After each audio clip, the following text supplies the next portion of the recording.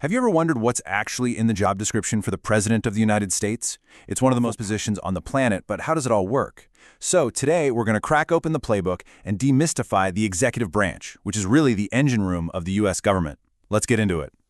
We're going to break this down into 5 key parts. First up, what is this branch's actual job? Then, how does someone even get that top job? We'll dive into the president's toolkit, what they can actually do. We'll meet the huge team that makes it all happen, and then wrap up with the single most important rule that keeps all of this power from going off the rails.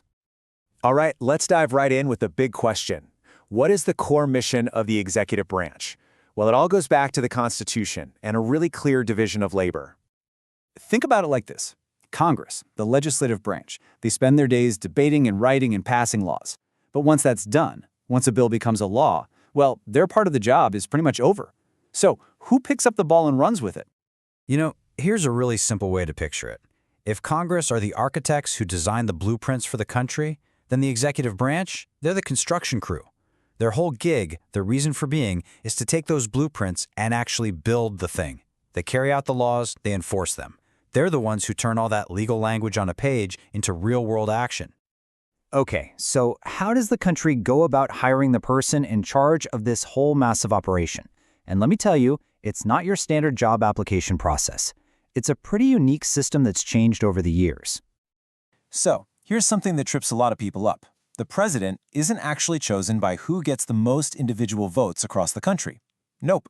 The U.S. uses this system called the Electoral College. In this system, every state gets a certain number of electoral votes, which is mostly based on its population. To win the presidency, a candidate has to get a majority of those votes.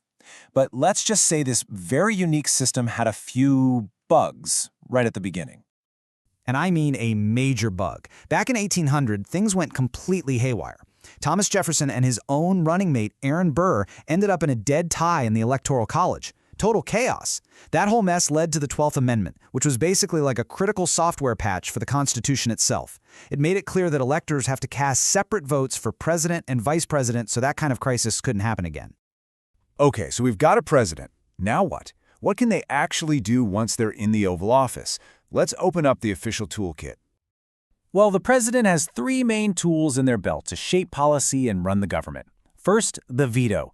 They can basically say nope to a law Congress passes and send it back. Then there are executive orders. Think of these as commands to the government agencies about how to do their jobs. And finally, appointments. They get to pick the people for all the top jobs across the government.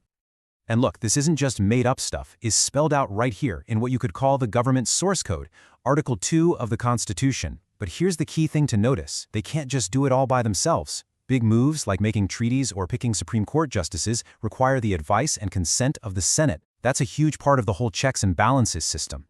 And then there's maybe the biggest, most weighty power of all. The president is the commander-in-chief. That means they are at the very top of the chain of command for the entire U.S. military.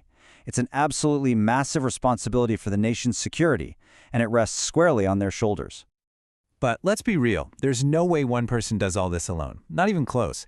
So let's look at the enormous team that makes the executive branch actually run.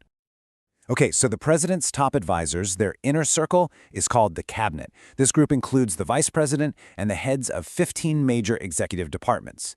Each of these heads, who are usually called a secretary, is an expert in their field and advises the president on everything related to it.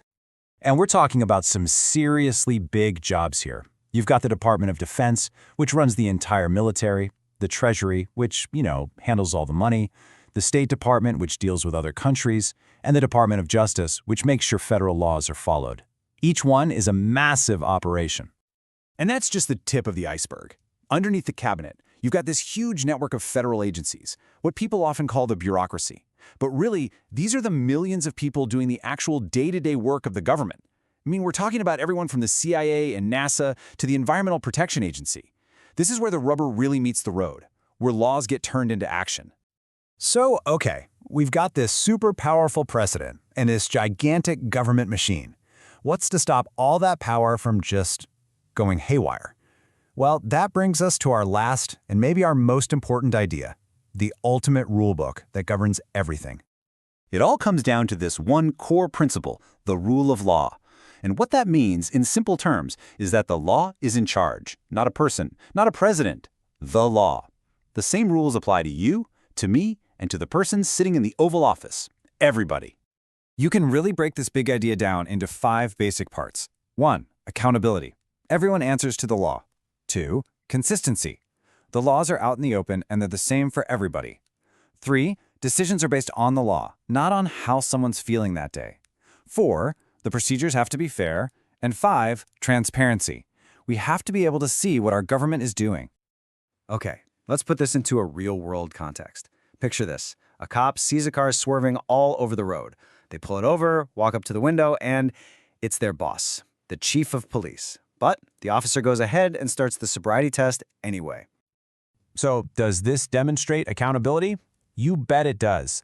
The officer is applying the law to their own boss, just like they would to anyone else. That's the rule of law in its purest form. Nobody is above it. All right, now let's flip it. Here's another scenario. Imagine a local board gets a lot of pressure from some rich investors, and they secretly approve a plan to build a casino right next to a school. No public meetings, no announcements, it's all done behind closed doors. So, does this violate that principle of transparency? Oh yeah, big time. Decisions that impact the community have to be made out in the open, right? Not in some secret deal.